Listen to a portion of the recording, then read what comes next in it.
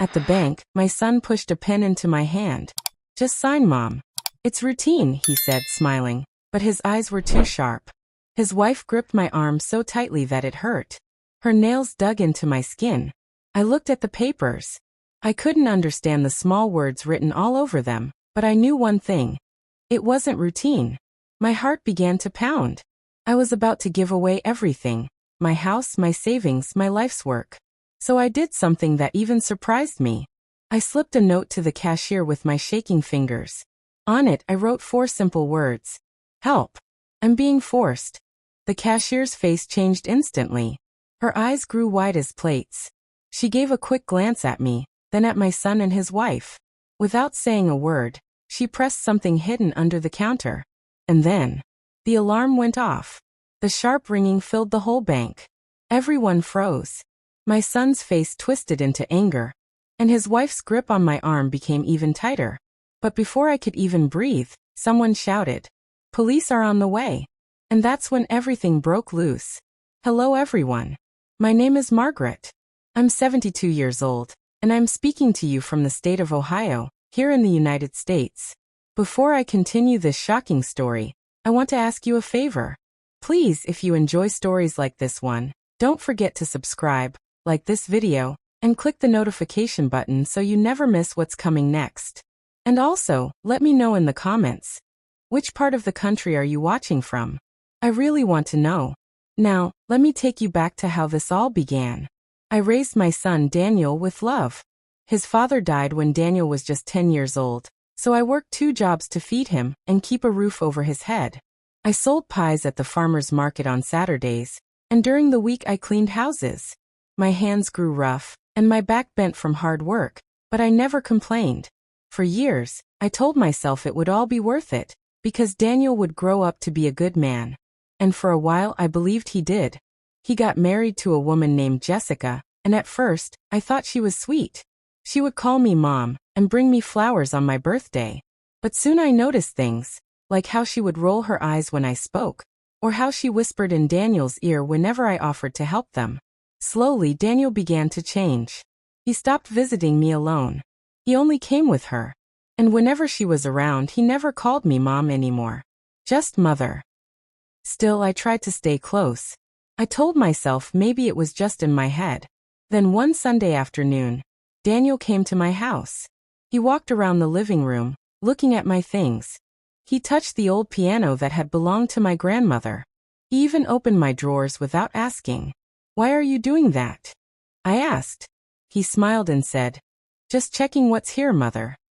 Those words made my stomach twist. But the worst was yet to come. A month later, he invited me to the bank. He said he wanted to help me organize my papers so that things would be easier for me. I trusted him. He was my son. When I got there, Jessica was waiting too. That should have been my first warning. But I told myself, don't be paranoid. He loves you. The papers were thick. Pages and pages of tiny writing. I could barely see the words. My eyes aren't what they used to be. "Just sign, Mom. It's routine," Daniel said, pushing the pen into my hand. I hesitated. That's when Jessica grabbed my arm hard, like she was afraid I would run away. I looked at both of them, and for the first time in my life I saw strangers in their faces. Cold strangers. So I made the choice that saved me. I wrote that note to the cashier. Now let me tell you, those seconds after the alarm rang felt like hours. People in the bank screamed. Some ran to the doors. My son looked at me like he wanted to break me in half. "What did you do?" he hissed. Jessica leaned close to my ear and whispered, "You're finished." My knees were trembling, but I kept standing. 2 guards ran in. They told everyone to stay still. Then one of them came straight to me and asked, "Ma'am, did you send a note?" I nodded slowly. Daniel's face turned pale. Jessica dropped my arm. But before I could explain anything, Daniel grabbed the papers off the table and shouted, "She's confused. My mother is sick. She doesn't know what she's doing." And then he pointed straight at me. "Arrest her," he yelled. The whole bank gasped. Even the guards froze for a moment. I opened my mouth, but the words got stuck in my throat. My own son was trying to make me look crazy. And that's when the doors of the bank burst open. The police had arrived. The doors of the bank slammed open, and in came 2 police officers. Their boots echoed against the shiny floor. Everyone went silent. You could hear nothing but the ringing alarm and my heartbeat pounding in my ears. "Everyone stay calm," one of the officers shouted. "Hands where we can see them." Daniel's hand still clutched the papers, his knuckles white. Jessica's face was red, her lips trembling, but her eyes glared at me like daggers. I stood frozen in my spot, the pen still in my hand. The officer nearest to me walked up and said gently, "Ma'am, are you the one who sent the note?" I nodded, my throat dry. "She's lying," Daniel yelled, his voice sharp enough to cut glass. "That's my mother. She's not well. She gets confused and paranoid. We were just helping her manage her things, and now she's making wild accusations. Please, officers, you have to believe me." The way he spoke, smooth, confident, practiced, made some people in the room nod as if they believed him. That was my son's gift. He had always been charming. But I knew the truth. I clenched my fists. My voice shook, but I forced the words out. "I'm not confused. He was trying to make me sign over my house and my savings. Look at the papers. Look at them." The room went silent again. The officer reached for the papers Daniel was clutching. Daniel hesitated, his jaw tightening, then reluctantly handed them over. The officer flipped through the pages quickly. His eyes narrowed. "These aren't routine forms. These are transfer of ownership documents. Ma'am, you were right to alert us." Gasps filled the bank. People whispered, pointing at Daniel and Jessica. For the first time, I saw fear flash across my son's face. Jessica grabbed his arm. "Don't just stand there, do something," she hissed. And that's when Daniel exploded. He lunged forward, grabbed my wrist, and shouted, "She's lying. She's destroying our family." His grip was rough, almost breaking my bones. I screamed. The officers rushed forward, prying him off me. One of them twisted his arms behind his back while Daniel thrashed like a wild animal. Jessica tried to pull him away, but the second officer held her back. "Calm down," the officer barked. But Daniel didn't calm down. His face turned red, spit flying from his mouth as he shouted, "She owes me everything. Everything she has belongs to me. I worked hard for nothing while she kept it all for herself. That's my money. That's my house. I deserve it." His words cut me deeper than any knife ever could. The officer looked at him in disgust. "Sir, you need to stop talking." But Daniel wouldn't stop. He fought like a man possessed. Finally, they dragged him to the ground, handcuffed him, and pulled him up. Jessica screamed and kicked, shouting, "You can't do this. She's just a crazy old woman." The cashier, the brave young woman who had taken my note, stepped forward and said firmly, "I saw everything. This woman was being forced. She was scared." Others in the bank nodded, adding their voices. "Yes, I saw her son grab her arm. She didn't want to sign. That woman was hurting her." The room had turned against Daniel and Jessica. But still, as the officers tried to lead them out, Daniel twisted his head toward me. His eyes, those eyes I once kissed goodnight when he was a boy, burned with hatred. "This isn't over, Mother," he snarled. "You'll regret this.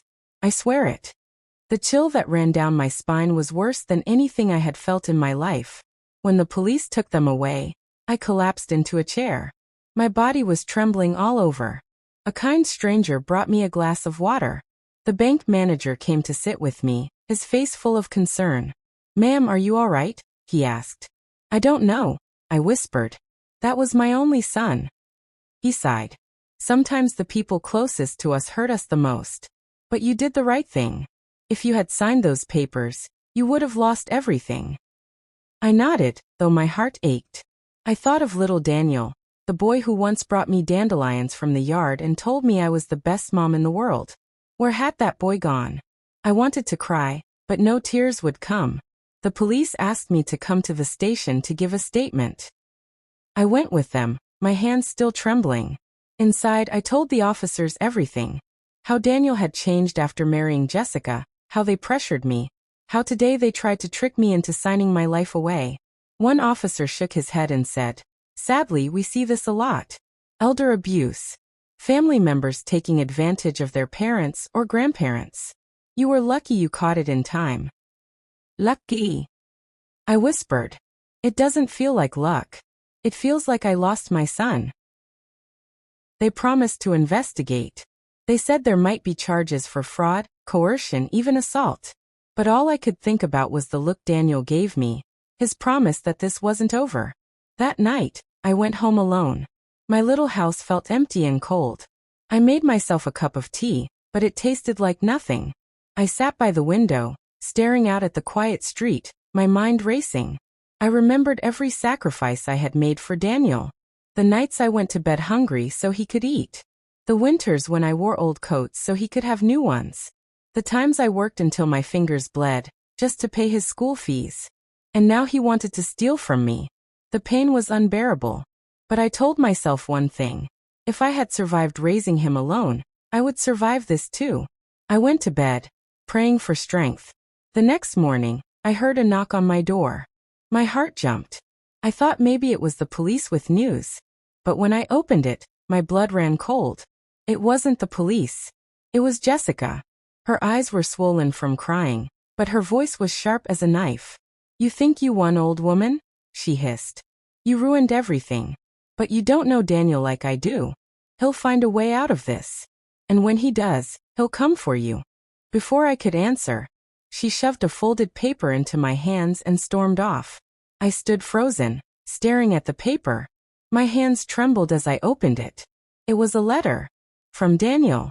The words were scrawled in anger, every line filled with venom. "You betrayed me. You chose strangers over your own blood. You'll regret the day you turned against me. Watch your back, mother. Watch your back." My knees almost gave out. The paper slipped from my fingers. And in that moment, I realized, this nightmare was only beginning. I sat in my chair staring at the letter for what felt like hours. My hands shook so badly I could hardly hold it. My son, the boy I raised with my whole heart, was threatening me like I was his enemy. The words kept repeating in my mind. "Watch your back, mother. Watch your back." I couldn't sleep that night. Every creak of the house made me jump. Every car that passed outside made me wonder if Jessica had come back. I locked all my doors, double-checked the windows, and even pushed a chair against my bedroom door. But still, my heart wouldn't calm down. The next morning, I went to the police station again. I showed them the letter. The officer in charge read it carefully, his brow furrowing deeper with each line. "This is a direct threat," he said firmly. "We're going to add this to the case. Daniel's already facing charges, but this makes it worse for him. Don't worry, ma'am, we'll keep an eye on you." I wanted to believe him. I wanted to believe I was safe now. But deep down I knew Daniel. He was clever, manipulative. He always found a way to get what he wanted. And prison walls wouldn't stop his anger. For a few weeks, things were quiet. Too quiet. I tried to go back to my normal life. Watering my garden, baking bread, going to church on Sundays. But every time the phone rang, I jumped. Every time the mail arrived, I checked twice, afraid another letter would be waiting. Neighbors came by sometimes to check on me. Mrs. Carter from next door brought me cookies and said, "You're brave, Margaret. Don't let him scare you." I smiled, but my heart still trembled. Because bravery isn't about not being afraid. It's about being afraid and surviving anyway. Then one day the phone rang. I picked it up, and the voice on the other end made my blood freeze. "Mother," Daniel said, his tone calm, too calm. My mouth went dry. "Daniel, how are you even calling me?" He chuckled. "Prison isn't as strict as you think. I have friends. People who look out for me. You should know by now, I always find a way." I gripped the phone so tightly my knuckles turned white. "Why are you doing this to me? I'm your mother." There was silence for a moment. Then his voice dropped, dark and cold. "You stopped being my mother the moment you betrayed me. And when I get out, because I will get out, I'll make sure you pay for this. You'll wish you had signed those papers." My heart pounded so hard I thought it would burst. I hung up the phone. My hands were shaking uncontrollably.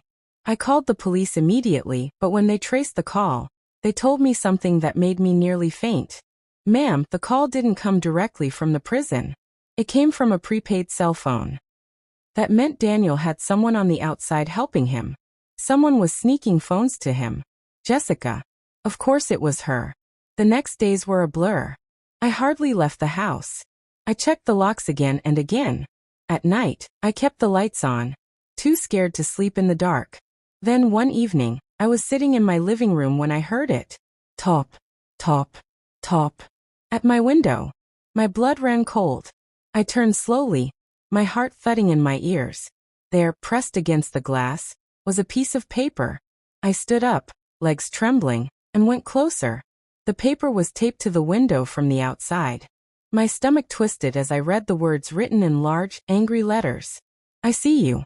I gasped and stumbled back, my hand flying to my mouth. Whoever had put that there was gone now. The street outside was empty. I called the police again. They came, searched the yard, but found nothing. Probably kids playing pranks, one officer said, trying to calm me. But I knew better. This wasn't kids. This was Daniel's doing. Even from behind bars he was reaching me. The stress was eating me alive. My blood pressure shot up. My doctor told me I needed to rest, but how could I rest when danger was at my window? At church, people prayed for me.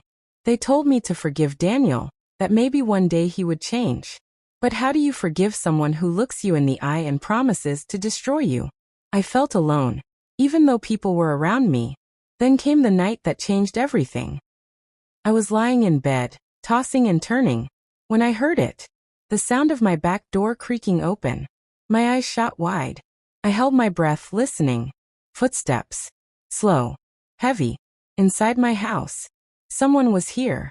I reached for the phone on my nightstand, but before I could dial, the footsteps stopped outside my bedroom door. Silence. Then, bang. The door shook violently as someone tried to kick it open.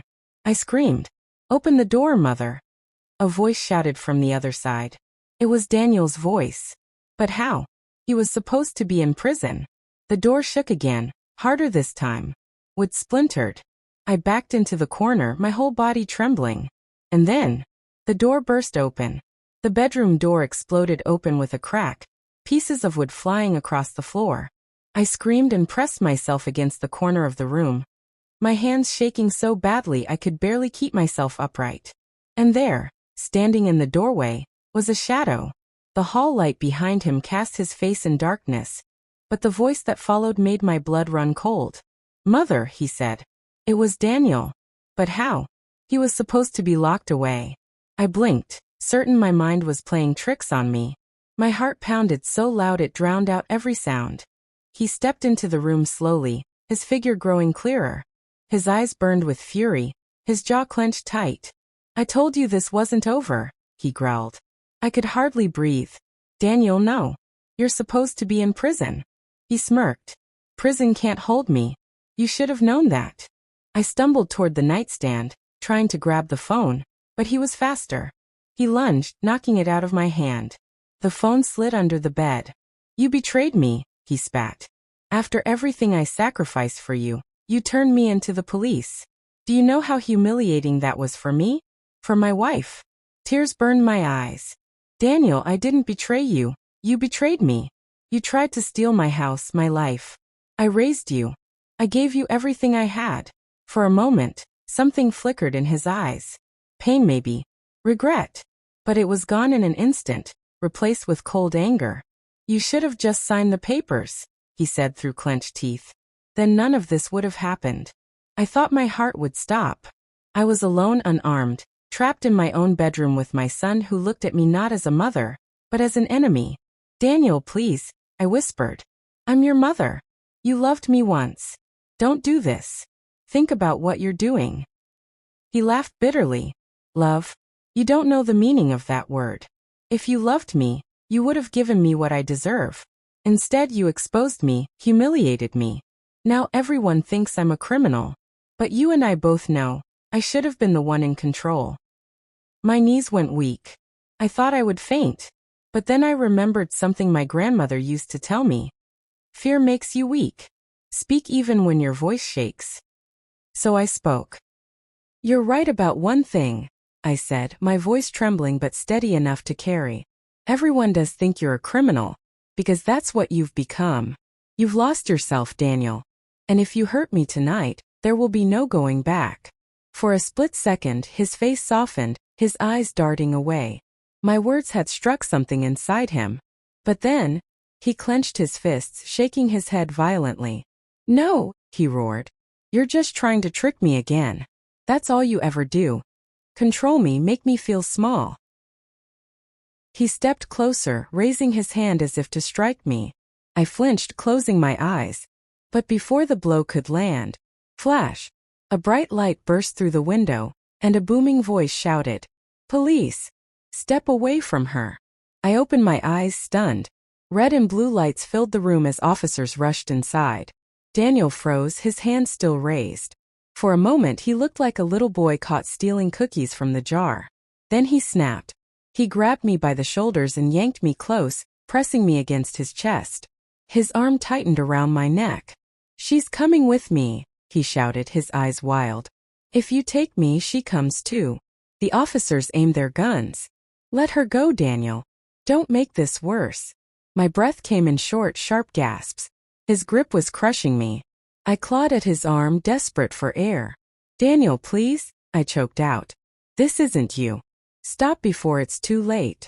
But his eyes had gone dark, empty. He wasn't hearing me anymore. One of the officers stepped forward cautiously. "Daniel, if you hurt her, you'll never see daylight again. Let her go and we can talk about this." Daniel's jaw tightened.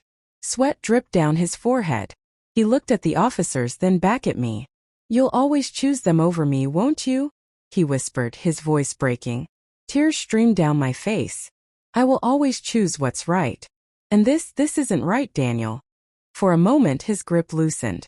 I thought just maybe he would let me go. But then his face twisted with rage again. He pulled me tighter, dragging me toward the broken door. "Then we both go down together," he shouted.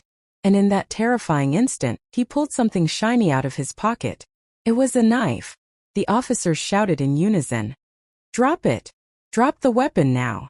Daniel's breathing grew wild. His grip on me tightened, the knife hovering inches from my neck. And in that frozen moment I realized my son might actually kill me. The cold steel of the knife pressed against my skin, so close I could feel its edge. My whole body trembled as Daniel held me tight against him. His chest rose and fell in heavy, frantic breaths, and I could hear the wild beat of his heart. "Drop the weapon, Daniel!" the officer shouted again, his voice booming through the room. "This is your last warning." But Daniel just pressed the knife harder against me, his arm shaking. "You don't get it," he screamed. "She's the one who ruined everything. She's the reason I'm here. If anyone should be punished, it's her." Tears ran down my cheeks, but I forced myself to speak. My voice was weak, but I tried to sound strong. "Daniel, listen to me. I'm still your mother. This doesn't have to end this way. Put the knife down and we can fix this." His grip faltered for a split second and I felt a flicker of hope. But then Jessica's voice cut through the chaos. From the hallway she appeared, her hair messy, her face twisted with rage. "Don't listen to her, Daniel," she shouted. "She's a liar. She's always been against you. Do it, make her pay." The room froze. Even the police turned their eyes toward her. "Ma'am, stay back," one officer yelled. But Jessica didn't move. Her eyes burned into me like fire. "She'll never give you what you deserve, Daniel. Don't you see?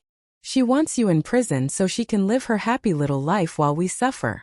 Daniel's breathing grew heavier, his arm trembling around my neck. He was torn. I could feel it. "Stop it, Jessica," I cried out. "You're poisoning him. He was a good boy once, but you twisted him.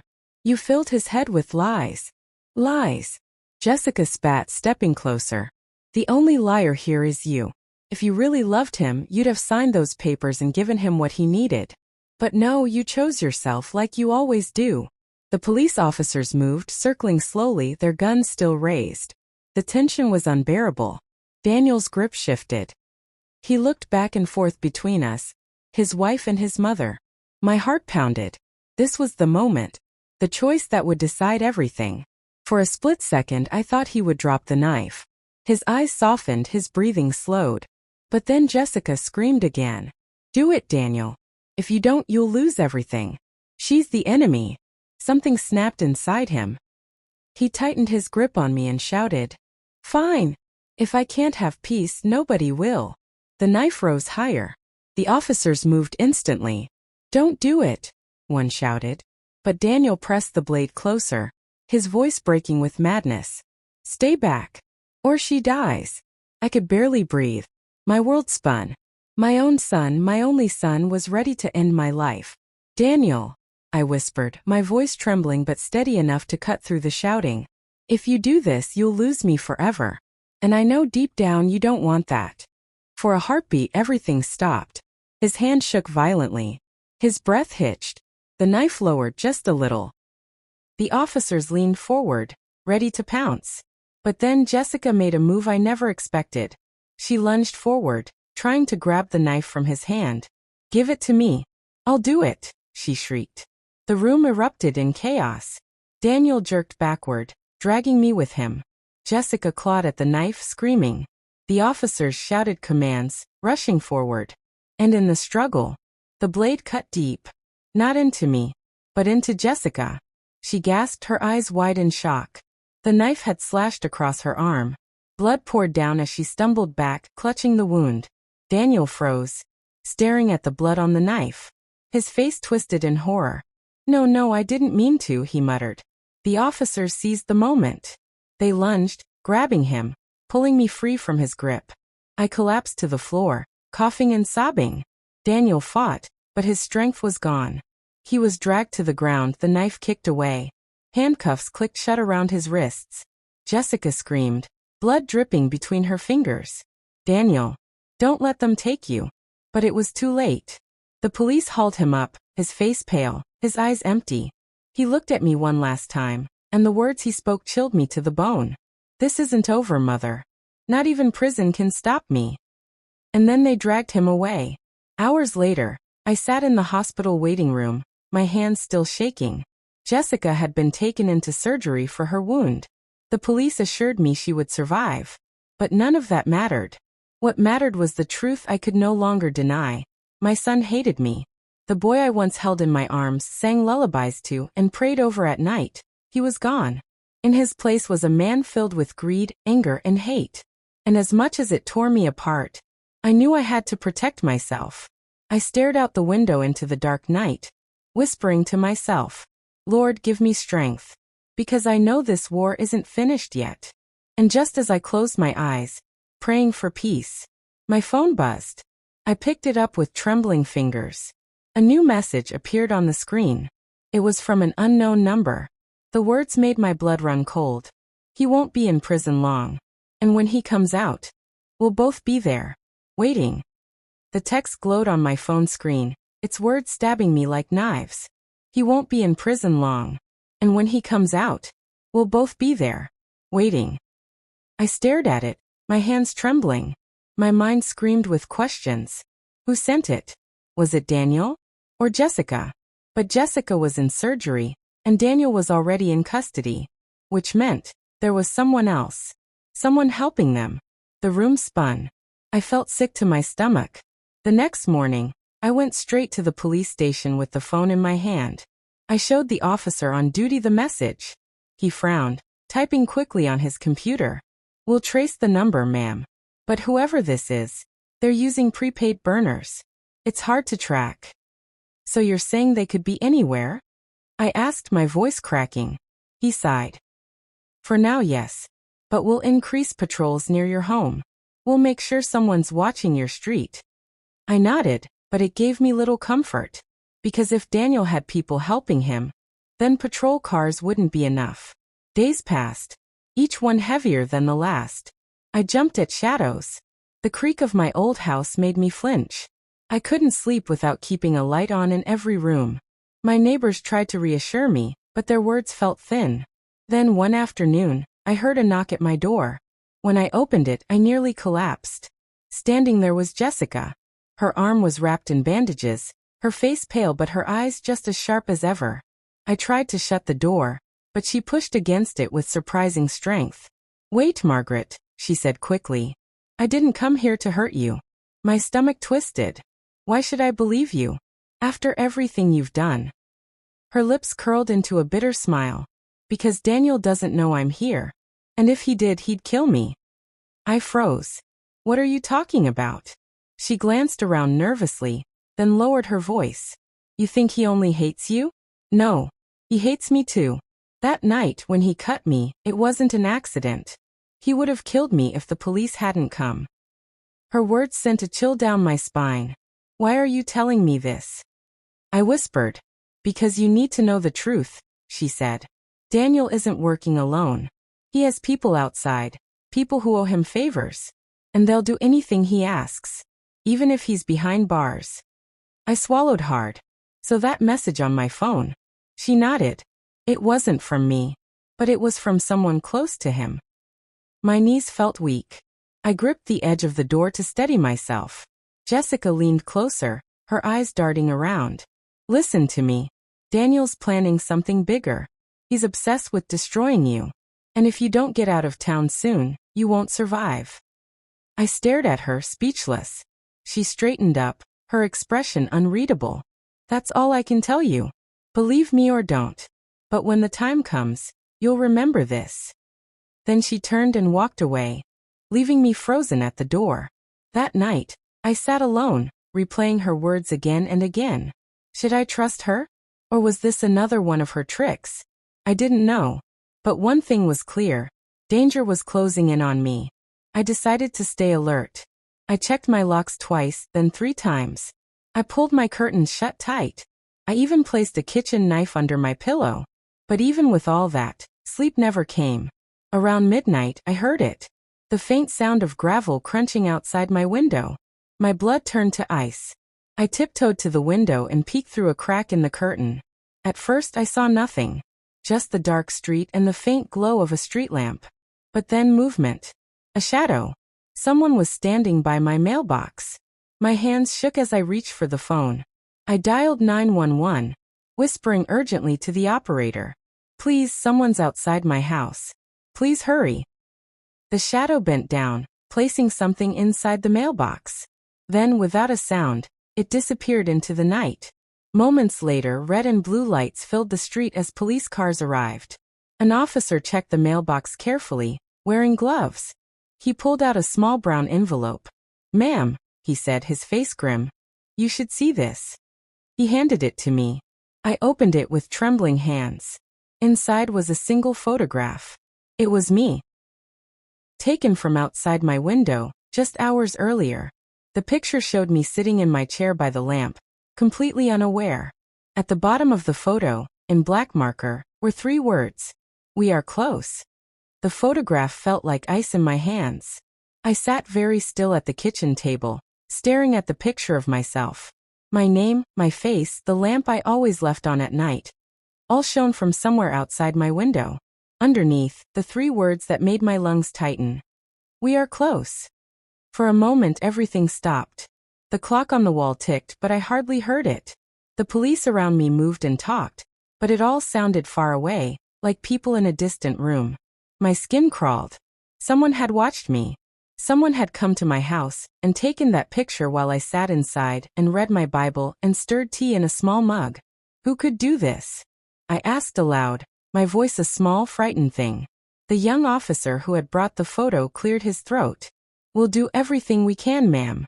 We'll check security cameras on your street. We'll talk to neighbors. We'll see if any stores have footage from tonight.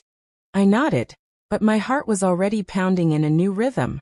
The rhythm of being hunted. That afternoon more officers came and went. They asked the neighbors the same questions over and over. Did you see anyone strange? Did you hear a car? Do you have any surveillance cameras?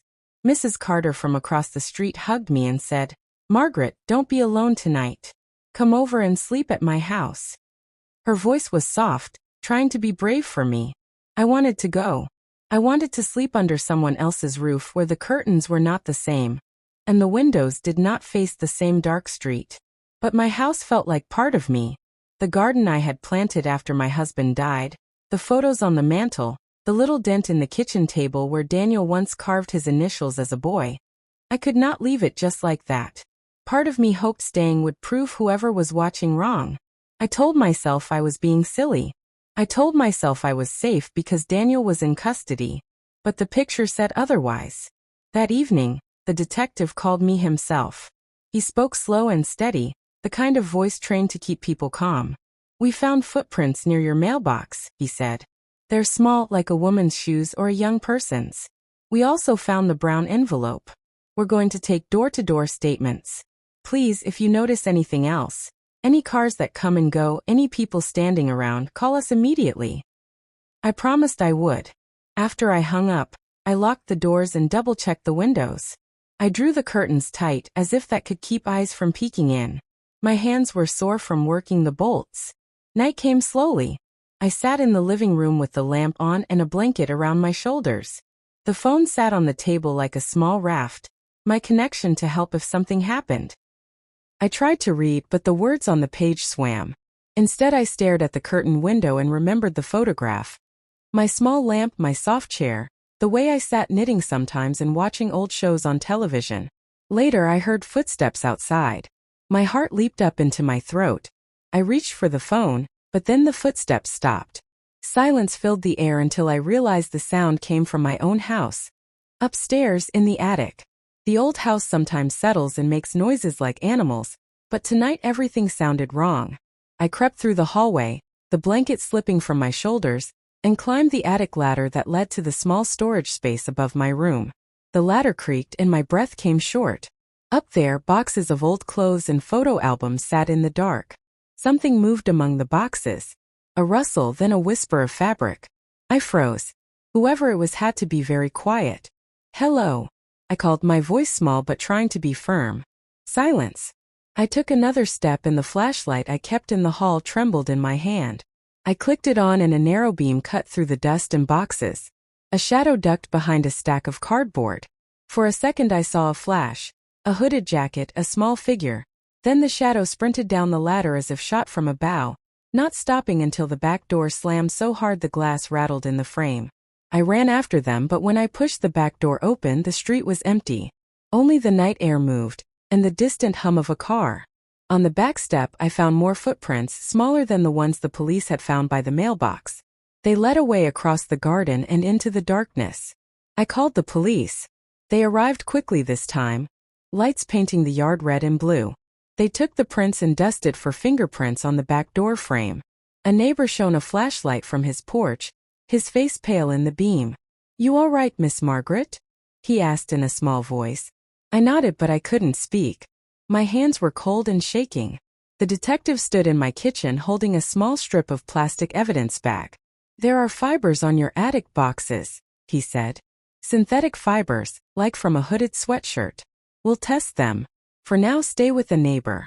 We'll set up more patrols." I left my house and went to Mrs. Carter's. Her apartment smelled of coffee and lavender and safety. She made me sit in her chair and wrapped a blanket around my knees. I took small sips of tea that burned my throat but steadied me. Somewhere inside, a stubborn spark still said, "You can handle this. You survived worse. You will survive now too." But survive how? Daniel was in prison and had people working for him outside. Someone had climbed into my attic, taken the picture, and left me a message. Someone was inside my house. The next day, the neighbors gathered like a small army. People patched the back of my garden with plastic tape, installed motion lights, and offered their own cameras. A young man named Luis mounted a cheap camera on my porch and ran a wire into my living room. He promised to watch the feed with his own phone. "It'll beep you if anyone comes near," Luis said cheerfully. He did not know how much relief his small act gave me. For a week the camera watched the porch and the yard. It recorded squirrels, the mailman, and then on the 7th night, a car parked on the street for a long, slow minute. A tall man got out, stretched, and walked to the mailbox. He wore a hat pulled low. He looked around like someone looking for trouble. He took something from the mailbox and put it into his coat pocket. The car drove off. We captured his license plate, but it was not registered to anyone interesting. The detective promised to trace the number, but I felt the old worry that every lead would be a dead end. That afternoon, the detective came to see me with a folder. Inside were pictures. A shot from a gas station camera, a man buying a prepaid phone, a photo of a woman in a hoodie walking down my street the night before, and finally, a photo of Jessica leaving my house the day she came with her bandaged arm. Jessica's been seen around town. the detective said. She's not exactly blameless. But we're also seeing a pattern. This man with the hat shows up near where Daniel's friends hang out. We're looking into whether he's tied to Daniel. The news made my stomach churn. Daniel had found or hired people who could move around the city for him. That was the scary part, the reach. He could reach me through other hands. That night, I tried the locks again and lay with the light on. Luis's camera blinked on the table, ready. I had my Bible and a pack of pills in case my heart beat too fast. I told myself I would not be an easy target. Around 2 in the morning, the camera beeped. On the screen a small figure moved across the yard. It was hard to make out anything more than a dark shape. The person crept close to the window and stood very still like a statue. I held my breath. Then the person lifted a hand and tapped on the glass. A single, soft tap at my window. My heart stopped. I looked toward the sound but could see only a dark shape. I could not tell if it was a man or a woman. The figure moved away slowly and vanished into the night. I reached for the phone with shaking hands. The image in the camera showed the figure bending and placing something on the step. Another envelope, perhaps. Before I could call, the figure was gone. I ran to the back door and opened it. On the step lay a folded note. I picked it up with fingers that felt numb. This time there were no words written in bold. Just a single sentence in careful printing. Soon. My breath left me like air through a straw.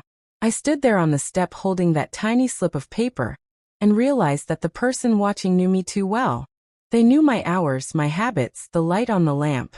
They knew how to scare me. And worse. They knew how close they were to breaking in. I called the detective. He came fast, his face white with worry now. He held the note in his gloved hands and said, "This is targeted, Margaret. This is harassment and stalking. We'll do everything we can, but you might consider staying somewhere safer for a while." I understood what he meant. But the house was my home. My heart and my memories lived there. As the detective drove away, I looked at the dark street and whispered to the empty night, "Who are you? What do you want?" As the detective drove away, I looked at the dark street and whispered to the empty night, "Who are you? What do you want?" No answer came. Only the quiet and the distant hum of a car driving away. Then somewhere down the block, a dog barked and a metal gate slammed as if someone were leaving in a hurry. I closed the back door, locked it, and slid the deadbolt. I checked every window. My hands were trembling. My mind raced with terrifying possibilities. That night I prayed until the dawn, asking for protection and courage. But I did not sleep, because I knew that someone was very close, closer than I wanted to imagine. And on the horizon of that fear, something worse was already moving into place. The note that said soon sat on my kitchen table like a cold stone. I stared at it until the letters blurred. My hands shook as if a wind had passed through my body. I had lived a long life, seen many storms, but nothing felt like this. This was not wind or weather. This was someone who wanted to break me slowly, like the way people drip water onto a stone until it wears away. Neighbors kept watch the next few nights. Luis checked his camera every hour and texted me little updates. "All quiet," he would say, or, "Saw a cat, nothing else." The police came often, asking questions, taking notes, and promising to do more patrols. They were kind. They were serious. But the feeling in my chest did not leave. I told myself to be brave. I walked in my garden during the day and picked the last of the roses. I watered the petunias and spoke to them like old friends. People came to visit and brought casseroles and kind words. I smiled and thanked them, but in the back of my mind I kept thinking of the camera image of me in my chair, unaware, and of the small figure that had crept into my attic. I could not shake the feeling that my house, my memories, and my life had become a stage where cruel people acted out their plans. One morning the detective called. "We found prints on the back doorknob," he said. "We are testing them. Also, some fingerprints match a man who has a record for intimidation. We're looking into it now." "Hurry," I said softly. "Please hurry." "We will," he promised. "For now, avoid being alone at night. Stay with a neighbor if you can. We can offer a temporary safe house if that helps." I thought about leaving. The idea made my stomach hurt. My home is where my husband's picture hangs, where Daniel's baby shoes sit in a box, where every corner holds a memory. To leave it would feel like losing another part of myself. But to stay felt like leaving the door open to a wolf. That night I packed a small bag just in case. I put a few dresses, underwear, my Bible, a photograph of my late husband, and some money in a small bag. I left it by the front door and told Mrs. Carter I might come over if I felt unsafe. I fell asleep that night on her couch, but only after I called Luis and asked him to keep the camera feed on, and to call me if anything moved. At 2 in the morning, my phone buzzed. I sat up so fast the blanket fell off me. I answered before I even opened my eyes. "Ma'am," Luis whispered. "Someone's at your back door. I can see them on the feed." My heart hammered. I told Mrs. Carter and her husband, but they were too sleepy to be useful right then. I slipped into my coat and walked quietly to the back door. The kitchen light was dim, but I could see a dark shape through the glass. The shape moved like a shadow. I reached for the knob, but stopped because I knew better than to let a stranger have a way in. Instead I called 911 and whispered the address. The operator said police were on the way. I stood very still and watched. The shadow moved to the side of the house where the small storage window was. For a moment it seemed like the figure tried the window. Then it heard something and froze. A voice, low and soft, whispered from the darkness. I could not make out the words, but the tone felt familiar, like someone saying a name to a friend. The shadow then moved toward the back fence and slipped away like it had never been there. The police arrived within minutes and swept the yard. They found footprints by the compost bin, small like the others. They took pictures and whispered among themselves. One officer looked at me and said, "They're getting braver. We caught them in your yard tonight." I nodded but did not say how afraid I felt. How could I say it? I had been brave my whole life. I had buried a husband, raised a child alone, and worked my fingers raw for every cent. I had never been afraid of men in uniforms or thunder, or long winters. But I was afraid of what people could do when their hearts turned cold. Days passed. The police worked. The detective called with updates, bits of evidence, a name here, a phone number there. He said the man with the hat was tied to a small gang that Daniel knew from years ago. They were not big-time criminals, he said, just messy and dangerous. People who did favors for others for money or for power. "Keep your bag ready," he told me. "If we see anything unusual, leave immediately and call us." I wanted to argue, to say that my home was my home, and I would not be chased from it like a fox. But I did not. I kept the bag by the door. One evening, I heard a great noise from the street. Cars were honking. People were shouting. I saw blue lights flash and men running. I looked out the window and saw a crowd gather across the street. The police were there in force. Someone had been hurt. I put on my coat and walked outside slowly. Mrs. Carter held my arm. "They caught someone down by the park," she said. "He was carrying a box of burner phones. They think he sold them to people who wanted to make threats." I felt a surge of hope as the police led a thin, scared man in handcuffs past us. He looked young and small, not like the shadow who had broken into my attic. But the detective told a different story. "We arrested one of them," he said. "He's a runner. Lives on the edge of town. He knows the men who work for Daniel. He bought phones that were used to send the messages. It's not everything, but it's something. We may be closer to finding who told them to stalk you." That night I slept a little better. The weight in my chest lightened. But I also knew that catching a runner did not stop those who had planned it. Someone else could step in quickly, as fast as a storm. The next morning, I found a card left on my doorstep. It had no return name and no address. The card was plain, but the message inside made my hands tremble. "You should leave. You will be safer if you go. Or stay and watch what we take from you." Under that, a small smear of dirt, like the mark of a boot, had been pressed. It felt like a promise. I called the detective. He was not surprised. "They're trying to push you out," he said. "That's what they do. Don't show fear. Don't let them know they scare you." But how do you hide fear when someone climbs into your attic and takes pictures of you like you are meat for a trap? That evening I decided to check the attic myself. I had an old ladder that folded by the pantry.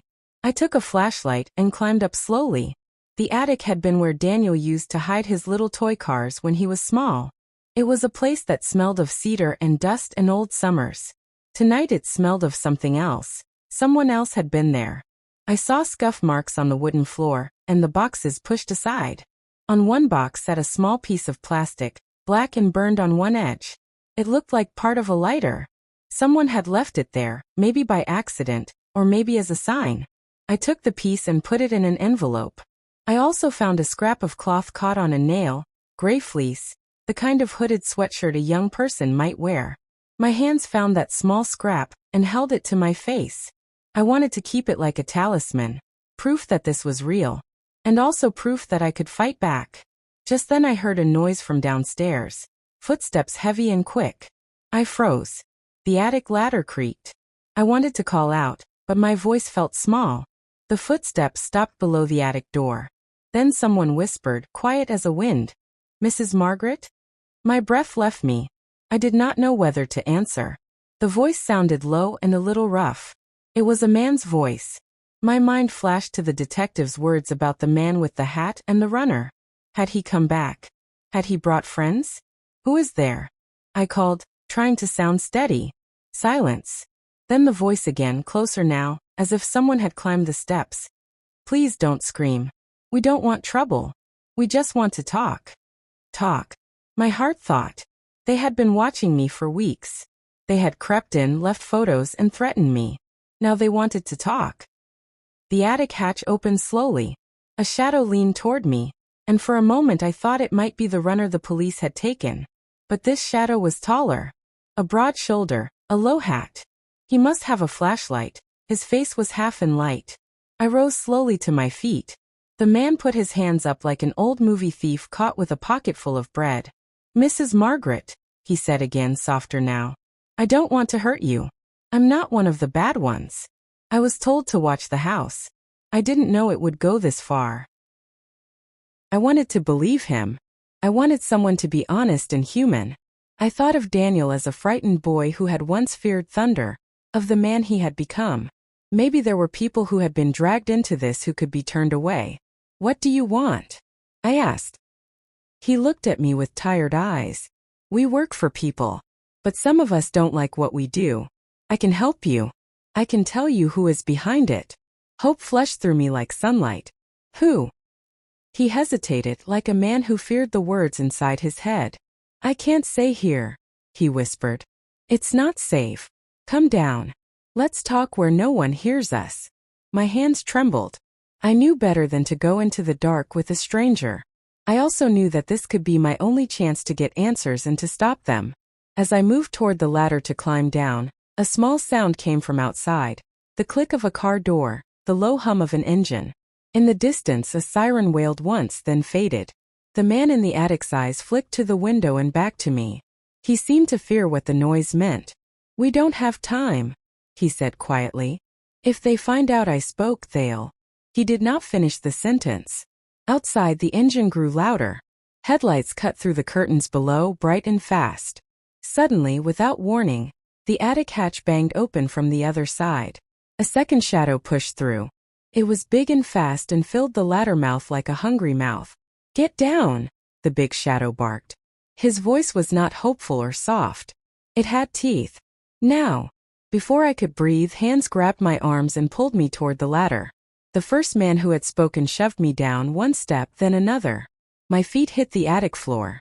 The ladder swung dangerously as three men pushed in and pulled me through, their faces masked in scarves and horror that felt like steel. "What are you doing?" cried out. The man who had seemed like a helper shoved me hard. "Sorry, Mom." "No time to explain. You're coming with us." My heart jumped so fast my chest hurt. I tried to pull away, to call out to Mrs. Carter, to the police, but the men were strong and quick. They bundled me down the ladder like a sack of grain, one arm over my mouth to keep me silent. We moved fast through the dark house. My feet did not touch the floor like they used to. There was a rush of cold air as we passed the back door. I wondered if the police were outside, if lights were flashing. Somewhere, a horn honked and a voice shouted. The men did not stop. They shoved me into the back seat of a small car. The engine roared. The driver slammed the door. I saw the face of the man who had first spoken. It was young, and his eyes were wet with something I could not name. He looked at me and then looked away. The car sped off into the night. Lights blurred. The wind hit my face. I tried to scream, but my mouth felt gluey and small. The men in the car sat like statues, their hands white on the steering wheel. I thought of the Bible in my bag, the photo of my husband, the roses in the garden. I thought of Daniel, handcuffed and in a cell, and of the way his eyes had once looked at me. I thought of the house, my safe place. And then the car rushed into a long dark road, and something heavy hit the back of my head, hard, quick, and everything went black. When I woke up, my head throbbed as if drums were beating inside my skull. My vision blurred, colors swimming together like spilled paint. For a moment I thought I was still dreaming. But then I smelled damp wood, mildew, and the sharp bite of gasoline. I was no longer in my house. I lay on a cold wooden floor. My wrists were tied with rough rope, and my ankles were bound the same way. A single bare light bulb swung above me, casting long, sick shadows across the walls. The place looked like an old cabin or maybe an abandoned workshop. The memories crashed back. Men pulling me down the attic ladder. The car roaring into the night, the strike to my head. Fear jolted through me so strong I could hardly breathe. Somewhere in the room a voice muttered, "She's awake." I turned my head and saw them, 3 men. One stood by the door, tall with a black scarf around his face. Another leaned against the wall, his hat pulled low. The third, the one who had spoken to me in the attic, paced nervously, avoiding my eyes. My throat was dry. "Why are you doing this?" I asked, my voice cracked but steady enough to be heard. The man by the door gave a cold laugh. "Orders, lady. You should have listened when we told you to leave." Orders. That word cut through me. Orders from who? Daniel? Or someone else even worse? The man with the hat pulled a phone from his pocket and scrolled, then nodded to the others. "She's staying here till he says what's next." I knew who they meant without asking. My own son. Hours dragged like days. I lay there, the rope burning into my skin. My head ached from where I'd been struck. The men whispered among themselves, sometimes glancing at me like I was cargo instead of a mother. The young man who had first spoken in the attic, the one with tired eyes, looked the most restless. He kept rubbing his hands together, his lips moving as if whispering prayers. Once, when the others stepped outside to smoke, he crouched next to me. "Ma'am," he whispered quickly. "I didn't want this. I thought we were just supposed to scare you. Not this." I looked into his face, searching for truth. "Then help me," I begged softly. "Please, son. If you have any heart left, help me." His jaw clenched. His eyes shone with something close to tears. But before he could answer, the door slammed open and the scarfed man barked, "Back off. Don't get soft." The boy jumped back, fear written all over him. My hope flickered but did not die. The night deepened. The men argued in low voices, something about money and whether Daniel would keep his promises. The name Daniel stabbed me every time I heard it. My own child, the baby I had cradled, the boy I had prayed over, now giving orders to hurt me. Suddenly the phone rang. The man with the hat answered. His voice dropped low, respectful. "Yes, we have her." Pause. "Yes, she's tied. She can't move." Another pause. Then, "Understood." He hung up and turned to the others. "He says not to touch her until he decides. But keep her quiet." Quiet. The word chilled me. Did that mean days? Weeks? Or worse, did it mean until the end? Sometime after midnight, I heard a noise outside. A crunch of gravel, a faint bark of a dog. The men stiffened.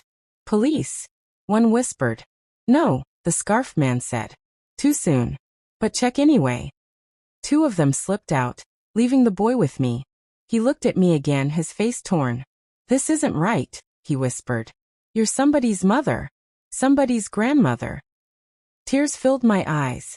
"I am a grandmother," I said, my voice breaking. "I baked cookies for my grandson last Christmas. I taught him how to ride his bike. What if it was your grandma lying here?" His lips trembled. He glanced at the door, then back at me. Slowly, his hand moved toward the rope at my wrists. "Please," I whispered. "Help me. You can walk away from this. You don't have to follow Daniel's orders. You can choose better." He hesitated, his fingers brushing the knot. For one heartbeat, hope flared bright. But then the door burst open. The scarfed man stormed in, his eyes blazing. "What are you doing?" he roared. The boy froze, his hands still near the rope. "Nothing," he stammered. The scarfed man shoved him hard against the wall. "You touch her again and you're done. You hear me? Done." The boy nodded quickly, fear swallowing him whole. He backed away, his face pale. The scarfed man turned to me, his eyes like ice. "You think you're clever, old woman? Trying to turn him soft? It won't work." He leaned close, his breath hot on my face. "We'll make sure you never see daylight again if you try that again." Then he grabbed the phone from his pocket, dialed a number, and spoke one sentence that froze my blood. "She's ready. Tell him he can come tonight." The moment those words left the scarfed man's mouth, "Tell him he can come tonight," my heart stopped. My son was coming. Daniel. The air inside that cabin grew so heavy. It was like breathing through cloth. I could hear the creak of the boards as the men moved around, preparing for him, their boots dragging like soldiers before a general. I closed my eyes, tears slipping down my face, not because I feared death, but because I still couldn't understand how a son I had carried in my womb, a boy whose forehead I had kissed every night, could walk into a room and face his mother as an enemy. Hours felt like years until headlights cut through the cracks in the cabin wall. An engine idled outside. Doors slammed. Heavy footsteps approached. My body shook against the ropes. The door creaked open. And there he was. Daniel. My Daniel. My baby boy, except he wasn't a boy anymore. He stood tall in a fine suit, his hair slicked back, his eyes colder than the night air. The men straightened, fear and respect mixed in their posture. He looked at me, tied to that chair, trembling. For a moment, just a flicker. His jaw tightened like he was fighting something inside. Then it was gone, and his face turned to stone. "So," he said, his voice calm, almost casual. "You made this harder than it had to be, Mom." My lips trembled. "Daniel, why?